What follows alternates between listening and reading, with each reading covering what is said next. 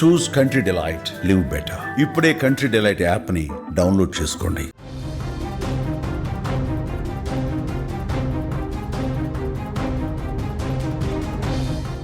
పట్టపగలు నడి రోడ్డుపై ఓ వ్యక్తి మరో వ్యక్తి పైన కత్తితో దారుణంగా పొడిచి చంపాడు. అందరూ చూస్తుండగానే ఈ ఘోరం జరిగింది హైదరాబాద్లో. ఇద్దరు స్నేహితుల మధ్య నెలకొన్నటువంటి వాగ్వాదమే హత్యకు దారితీసినట్టుగా తెలుస్తుంది. రంగారెడ్డి నగర్ నివాసి రోషన్ సింగ్ రౌడీ షీటర్, జగద్గిరిగుట్ట పరిధి సోమయ్య నగర్కు చెందినటువంటి బాలశౌరెడ్డి కూడా పాత నేరస్తుడే. రోషన్ సింగ్ 6 మిత్రులతో కలిసి 15 రోజుల క్రితం ఓ ట్రాన్స్జెండర్తో ఏకాంతంగా గడిపినట్టుగా తెలుస్తుంది. అయితే డబ్బు చెల్లింపు విషయంలో అక్కడే గొడవ జరగగా బాలానగర్ పిఎస్లో ఆ ట్రాన్స్జెండర్ ఫిర్యాదు చేసినట్టుగా తెలుస్తుంది. అయితే ఈ ఫిర్యాదుతో రోషన్ అతని మిత్రులపైన కేసు నమోదైంది. తనపైన కేసు పెట్టాలని ట్రాన్స్జెండర్ను బాలశౌరెడ్డి పురమాయించి ఉంటాడని కూడా రోషన్ అనుమానం పెంచుకున్నాడు. అయితే అనుమానం కాస్త కసిగా పెరిగిపోయింది. దీంతో ఎలాగైనా బాలశౌరెడ్డిని చంపుతానని స్నేహితులతో అనేవాడు రోషన్ సింగ్. అయితే అది కాస్త బాలశౌరెడ్డి చెవిన పడింది. రోషన్ నన్ను చంపడం ఏంటి, నేనే వాణ్ణి చంపేస్తానంటూ బాలశౌరెడ్డి ప్లాన్ వేసుకున్నాడు. ఇక అనుకున్నట్లుగానే నిన్న సాయంత్రం రోషన్ సింగ్, బాలశౌరెడ్డి స్నేహితులు ఆదిల్ మహమ్మద్ కలిసి మద్యం తాగి జగద్గిరిగుట్ట చివరి బస్టాప్ వద్దకు చేరుకున్నారు. మద్యం మత్తులో పాత విషయాలు మాట్లాడుకుంటూ గొడవ పెట్టుకున్నారు. ఉన్నట్లుండి రోషన్ను మహమ్మద్ పట్టుకోగా బాలశౌరెడ్డి కత్తితో విచక్షణ రహితంగా పొడిచాడు. అనంతరం బైక్పై సిద్ధంగా ఉన్నటువంటి ఆదిల్తో కలిసి పారిపోయాడు. తీవ్రంగా గాయపడినటువంటి అతను ఆసుపత్రిలో చేరాడు. పరిస్థితి విషమించడంతో అతన్ని గాంధీ ఆసుపత్రికి తరలించగా చికిత్స పొందుతూ ఈరోజు ఉదయం మరణించాడు. ఘటనా స్థలిలో ఉన్నటువంటి మరో మిత్రుడు మనును పోలీసుల అదుపులోకి తీసుకొని విచారిస్తున్నారు. ఏదేమైనా కూడా నిన్న జగద్గిరిగుట్ట పరిధిలో జరిగినటువంటి దారుణమైనటువంటి హత్యాకాండ హైదరాబాద్లో ఉన్నటువంటి స్థానికులను ఒక్కసారిగా భయభ్రాంతులకు గురిచేసింది. ముఖ్యంగా జగద్గిరిగుట్ట పరిసర ప్రాంతాల ప్రజలనైతే తీవ్ర భయాందోళనకు గురిచేసింది. అందరూ చూస్తుండగానే పబ్లిక్ ప్లేస్లో సినిమా ఫకీలో కనుక జరిగినట్టుగా అలాంటి ఇన్సిడెంట్ జరిగింది.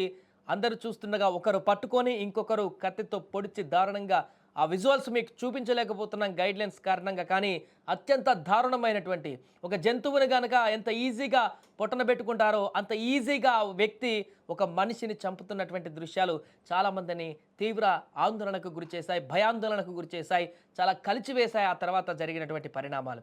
ఏదేమైనా కూడా ఆ యువకుడు, అతను కూడా రౌడీ షీటర్కు సంబంధించినటువంటి మూలాలు ఉన్నటువంటి వ్యక్తి, చనిపోయినటువంటి వ్యక్తి కూడా.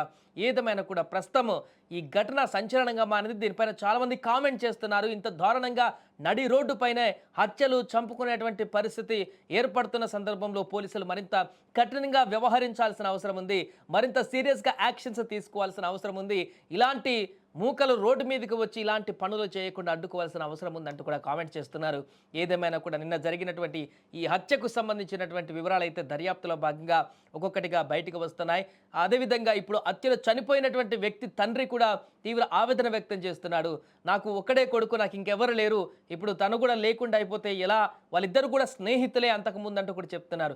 చంపిన వ్యక్తి అదేవిధంగా చనిపోయినటువంటి వ్యక్తి ఇద్దరు కూడా స్నేహితులే.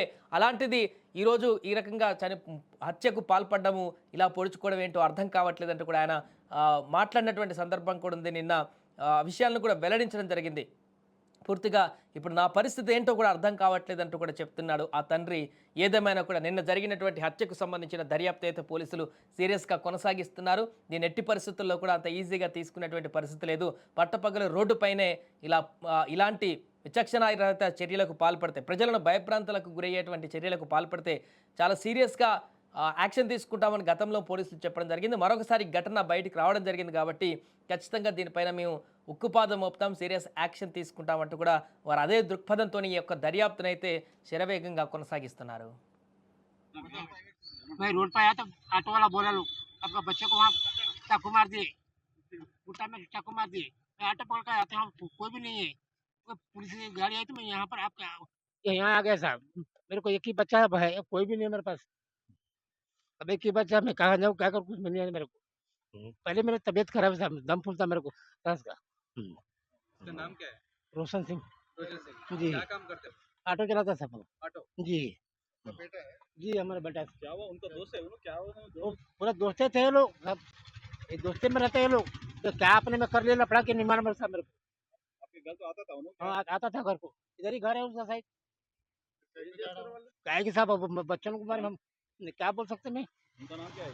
शरीफ नाम है उसका। आपका बच्चा हमारा बच्चे का नाम रोशन सिंह है। उनका नाम शरीफ इधर घर है साहब उसका। ये बच्चे का शरीफ का घर इधर है। हमारा अब तो रंगाड़ी में है घर। तो ये लोग आते थे कभी। आज क्या है लोग लफड़ा को, मैं घर में था सो के, मैं सम्राट के यहाँ आया। ये सम्राट के तो ऑटो वाला बोला मेरे को आपका बच्चे को यहाँ, अब हम कहाँ गए अब वो जाने का है साहब मेरे को। अभी तक